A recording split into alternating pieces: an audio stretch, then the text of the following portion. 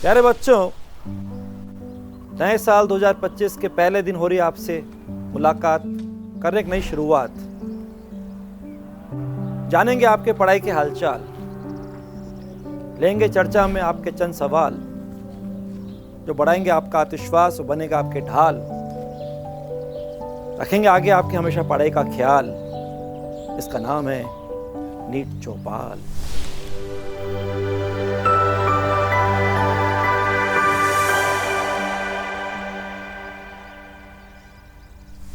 दो शब्द हैं, नीट और चौपाल। आपने मेडिकल साइंस के हिसाब से अपना कैरियर देखा तो एक एग्ज़ाम आपको देना है, उसे क्रैक करके आपको मेडिकल कॉलेज पढ़ने जाना है।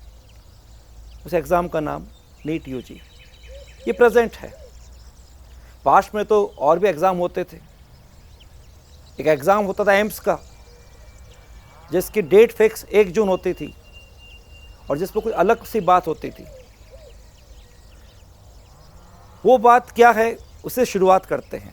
क्योंकि आप डॉक्टर बनने का ख्वाब देखा है, लेकिन अधिकतर बच्चे जो पहले सपना देखते हैं उनका दिली सपना होता है कि मैं डॉक्टर बनूं तो न्यू दिल्ली एम्स से बनूं।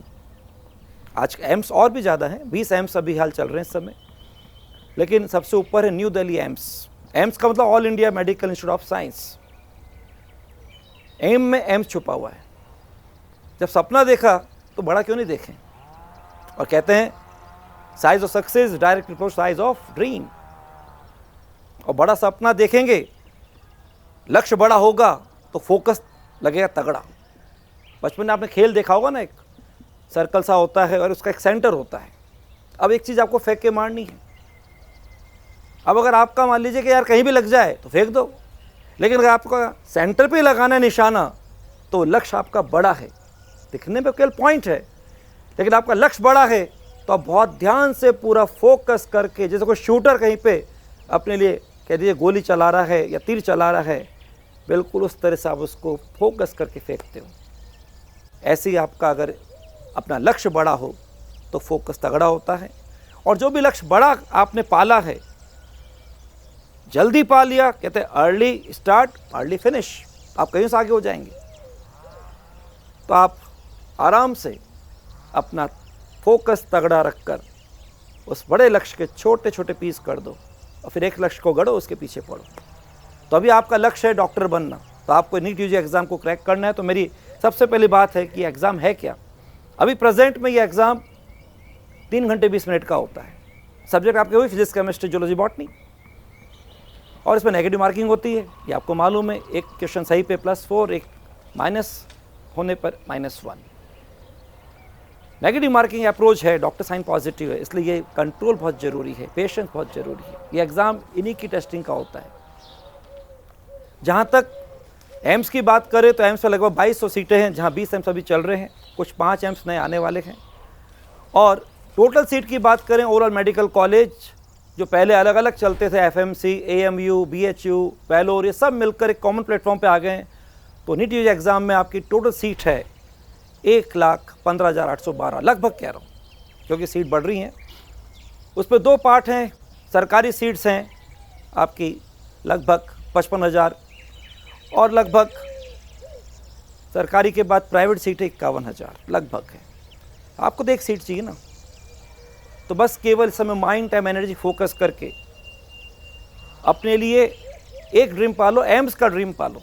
Go for AIIMS, go for high, dream for high, dream for big. और जहाँ तक अगर हम एम्स की बात समझना चाहते हैं, आज एम्स वर्ड बारी बार बोल रहा हूँ ताकि आप अंदर से अपने एम्स का ख्वाब पालें, जिद पालें। यही उम्र है पालने की। और मैंने शुरू में कहा था अर्ली स्टार्ट अर्ली फिनिश। बच्चे जिनको एम्स से डॉक्टर बनना होता है, वो प्राइमरी के बाद 6 में फिक्स कर लेते हैं मुझे डॉक्टर बनना है, तो वहीं से शुरुआत कर देते हैं। और जब उनको सिस्टम ऑफ एजुकेशन का क्यूरिकुलम कहता है कि अब आपका साइंस, फिजिक्स, केमिस्ट्री, बायो में ब्रेकअप हुआ है, तब से पढ़ाई वैसे चालू कर देते हैं। तो ज़रा देखिए, ऐसी पढ़ाई करके पहुंचा हमारा एक नीट चैम्पियन, वो आपसे मैसेज क्या देना चाहता है, सुनिएगा ध्यान से। उसका कॉलेज लाइफ में उसका मैसेज आज उसको कैसा लग रहा है। हेलो एवरीवन, मेरा नाम दिव्यांश है और मेरी नीट 2024 में ऑल इंडिया रैंक 1 आई थी। तो अपनी नीट की तैयारी के दौरान आखिरी में जब नीट का पेपर आने वाला था, उस समय मैंने जो बायो थी वो मेनली एनसीईआरटी से की थी। अपनी केमिस्ट्री की तैयारी के लिए मैं सबसे ज़्यादा नोट्स पढ़ता था, नोट्स पे ज़्यादा मेरा फ़ोकस रहता था और उसके बाद में मैं एलियन के मॉड्यूल सॉल्व करता था। और जैसे साथ ही साथ अपने पेपर चल रहे होते, तो पेपर में जो भी मेरी गलती होती, उसका एनालिसिस करके मैं जैसे बायो में अगर कोई गलती हो रही है, तो या तो उसको अपने मॉड्यूल से ढूँढ लेता था या फिर अपने टीचर से डिस्कस करता था। केमिस्ट्री के लिए मैंने एक बार एनसीईआरटी पढ़ी थी। एनसीईआरटी की चीज़ें अपने नोट्स में मार्क की थी और उसका बार-बार रिवीजन किया था। और अगर फिज़िक्स की बात करें, तो फिज़िक्स में सबसे पहले तो अपने नोट्स को अच्छे से पूरा किया। उसके बाद में मॉड्यूल में जैसे एक्सरसाइज़ 2 में पीवाईक्यू होते हैं, तो उसके लिए मैंने पीवाईक्यू को अच्छे से किया था। उसके बाद में जैसे जो पेपर में सवाल होते हैं, उन सवालों को ढंग से करना, उनको एनालिसिस करना और बार-बार पेपर आपको मैक्सिमम लगाने हैं। अगर मैं मेरी बात करूँ तो मैंने नीट के पेपर से पहले 40 या 50 मेजर पेपर सॉल्व किए थे। तो उसकी वजह से मैं आज एम्स दिल्ली में पहुँच पाया हूँ। तो प्यारे बच्चों, आपने देखा अभी हाल नीट चैंपियन एम्स से क्या आपको मेडिकल कॉलेज बता रहा था, कैसे लाइफ चल रही थी। अब आ जाए आज जो बच्चे तैयारी कर रहे हैं नीट के लिए, उनकी लाइफ, उनकी जर्नी कैसे चल रही है, पढ़ाई के ट्रैक में उन्हें क्या दिक्कत आ रही है। तो नीट चौपाल में मेरे पास 4 बच्चे बैठे हैं, इधर हैं 2, इधर हैं 2, लेकिन मुझे पूरा विश्वास है सब चारों की चारों फोर्टकमिंग डॉक्टर्स हैं। देखिए इनका कॉन्फिडेंस पढ़ाई का क्या है, इन्हें क्या प्रॉब्लम है। हाय बेटा, आप बताइए। नमस्ते सर, मेरा नाम ऋषभ यादव है। मैं शिकोहाबाद उत्तर प्रदेश से हूँ। मेरा क्वेश्चन आपसे है कि बायोलॉजी एक बहुत वास्ट सिलेबस है नीट के अंदर, तो इसको कैसे हम कवर करें और कंपाइल करें, मॉड्यूल और एनसीईआरटी को एक साथ कैसे लेकर चलें और इस कंपटीशन में आगे बढ़कर खड़े हों। देखो, बायो आपका डिसाइडिंग बहुत बड़ा रोल रखता है, मालूम है आपको, वास्ट सब्जेक्ट भी है और इसमें एनसीईआरटी उसकी मदर बुक है एक तरह से, तो उसको हम छोड़ भी नहीं सकते, लेकिन उसकी लैंग्वेज टिपिकल है। तो दोनों को अगर आपको साथ लेके चलना है तो एक सिंपल तरीका है, सर के पास भी एनसीईआरटी, आपके पास भी एनसीईआरटी है, मॉड्यूल का आपके पास सिस्टम देता है, कहीं भी जहाँ भी आप पढ़ते हो, तो आप पहले अपने लिए क्लास में ढंग से उस बात को समझ लो, क्योंकि सर आपको अपनी यूज टू लैंग्वेज समझाते हैं। और पैरेलल में घर पे जाके, रूम पे जाके, या जो भी पीजी में हॉस्टल में रहते हो वहां जाके उसी दिन उसको एनसीईआरटी से पढ़ लो, तो आपको आराम समझ में आ जाएगा। जैसे मैं आपको समझा, हल्का सा एग्जांपल देता हूँ। मान लो मैंने एक लाइन बोली, आप उदा भरता राम दाता राम संपराम लोका भी राम श्री राम हुई बनवाम्यम, क्या समझ में आया? नहीं है, ये एनसीईआरटी। और वही अगर इसको ऐसा बोला होता क्लास में कि सभी आपदाओं को हरने वाले, सभी संपदाओं को देने वाले भगवान श्री राम के चरणों में बारंबार प्रणाम करता हूं, ये आपने क्लास में समझ लिया कितनी सिंपल भाषा है। सर ने समझाया, आप रूम पर गए, आपने पढ़ना चालू किया एनसीईआरटी से, आपदा हरता राम दाता राम संपदा लोगा भी राम श्री राम भूयो भूयो नमाम्यहम्, यानी कि आपको इजीली उसकी लैंग्वेज डाइजेस्ट हो जाएगी। पैरेलल करोगे तो ये अलग से काम नहीं लगेगा, कभी लोड तो बनेगा ही। तो एनसीईआरटी बहुत इजीली आपके इससे मैनेज हो जाएगी। और जो एनसीईआरटी में आपको अलग से नई बात लगे, उसको अपने ही जो क्लास के नोट्स हैं उसमें ऐड कर लेना, ताकि जो भी स्पेशल चीज कहीं पे अलग ना रह जाए, उसको हम एक ही जगह रख लें, ताकि हमारे एक ही जगह जो कलेक्ट कर रहे हैं उसको बाद में रिवाइज इजीली कर सके। और आपका अगर ऐसा रिवीजन हुआ तो बायो में जितने ज्यादा रिवीजन होंगे उतना आपका स्कोर बढ़ता जाएगा। कहते ना, बायो में अगर एक रिवीजन नहीं तो स्कोर के नेगेटिव होने के चांसेस ज्यादा है, क्योंकि बायो कंफ्यूजिंग भी है। और अगर आपका एक रिवीजन हुआ, 2 रिवीजन हुआ, तो score is directly proportional to number of revision. Okay, आप बोलो बेटा, आपका सवाल। नमस्ते सर, मेरा नाम जोविल खटगड़ है। मैं यमुनानगर हरियाणा की रहने वाली हूँ। क्लास 11-12 में फ़िज़िक्स और फिज़िकल केमिस्ट्री के काफ़ी सारे फार्मूलाज होते हैं, तो टेस्ट में हम उनको कैसे रिकॉल करें? तो जब भी आप कोई भी कंसेप्ट पढ़ते हो बेटा, मैथमेटिक्स से कोई वो डेरिवेशन होकर फार्मूला कन्वर्ट होता है। हम जब फार्मूले को पढ़ते हैं, देखते हैं, तो कई तो लगता है वो टीनी फार्मूले हैं, रात को अगर 2 बजे उठा के पूछेंगे तो भी याद होगा, वो निकल जाएगा। ठीक है, मैं आपसे इक्वेशन ऑफ मोशन की तरह बोलूँ, फर्स्ट इक्वेशन ऑफ मोशन क्या है बोलो? v is equals to u plus at. हाँ, तो ये कोई एग्जाम पहले लेने की बात तो नहीं करी, आप निकल गया एकदम। लेकिन वही अगर मैं आपसे कुछ फार्मूला ऐसा पूछूं जो आपको शुरू में देखने में डर लगता है, अब 11th रनिंग की 12th रनिंग है? 12th रनिंग है। आपने पढ़ लिया electrostatics, electric field, magnetic field? हाँ, अभी चल रहा है। में चार्ज रिंग का फॉर्मूला पढ़ लिया इलेक्ट्रिक फील्ड का? चार्ज रिंग का एक्सिस पे क्या होता है? नहीं सर, अभी नहीं पढ़ा। अच्छा, आपने पढ़ा ग्रेविटेशन पढ़ा है? Yes sir. तो अगर मैं आपसे ग्रेविटेशन का एक सीधा पूछूं फॉर्मूला कि लॉ ऑफ ग्रेविटेशन क्या होता है, खड़ाक से बोल दोगे? जी m1 m2 स्क्वायर। लेकिन वही आपसे बोलूं कि अर्थ के लिए डेप्थ पर इंटेंसिटी ऑफ ग्रेविटी फील्ड का एक्सप्रेशन बोलिए। रिकॉल नहीं हो पाते हैं इसी तरीके से। First impression is last impression. हम जब पढ़ते पढ़ते लग जाता है ये झटका दे सकता है, इसको हम भूल सकते हैं या स्लिप कर सकते हैं। तो समझदारी क्या है, जिस दिन आपने पढ़ना चालू किया, तरीका बता रहा हूँ क्योंकि आगे जाके आप डॉक्टर बनोगे, लोगों को लिखोगे मेडिकल डोज सुबह दोपहर और शाम। ऐसे आप क्या करो, जो फॉर्मूला आपको लगता है अजीब सा है, जिस दिन आपने उसको पढ़ा है उसी दिन उसको सुबह लंच के बाद अपने हाथ से, दोपहर में कोई स्नैक लेते हो उसके बाद, और रात को डिनर के बाद अपने हाथ से लिख दीजिए। अपने हाथ से पेन से पकड़ के लिखा है ना, ये उंगलियां तो बदलेगी नहीं, हाथ तो बदलेगा नहीं। अभी आपके फॉर्मूला 7 हो गए। जब आप इसको लिखोगे अपने आप सही फॉर्मूला लिखेंगे।